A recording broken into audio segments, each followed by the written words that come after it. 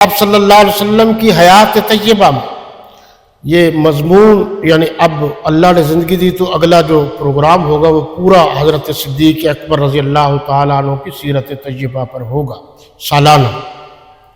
دیکھیں جی 17 نمازیں آپ صلی اللہ علیہ وسلم کی حیات طیبہ میں خلیفہ بلا فصل افضل البشر بعد الانبیاء بالتحقیق حضرت صدیق اکبر رضی اللہ تعالی عنہ نے پڑھا۔ پہلی نماز جمعرات کو عشاء کی پڑھا،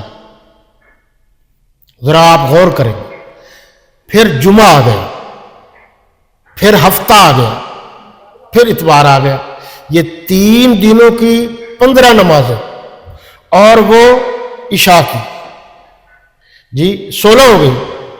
اور جو سوموار کا دن ہے وہ فجر کی نماز بھی حضور صلی اللہ علیہ وسلم حیات تھے تو حضرت صدیق اکبر رضی اللہ تعالی عنہ نے پڑھائی۔ ان نمازوں میں 17 پوری ہو گئی جی۔ ان نمازوں میں حضرت علی المرتضیٰ بھی پیچھے تھے، حضرت عباس بھی پیچھے تھے، تمام کے تمام صحابہ کرام حضرت صدیق اکبر رضی اللہ تعالی عنہ کے پیچھے نماز پڑھتے رہے۔ ایک صحابی نہیں تھا کہ جس نے انکار کیا ہو یا یہ کہا ہو کہ میں نماز گھر پڑھوں گا یا کسی اور جگہ پڑھوں گا، سب نے نماز پڑھی۔ تو لہٰذا سب کے نزدیک متفق علیہ اللہ کے نبی کی حیات میں حضرت صدیق اکبر رضی اللہ تعالیٰ عنہ پہلے خلیفہ بن گئے۔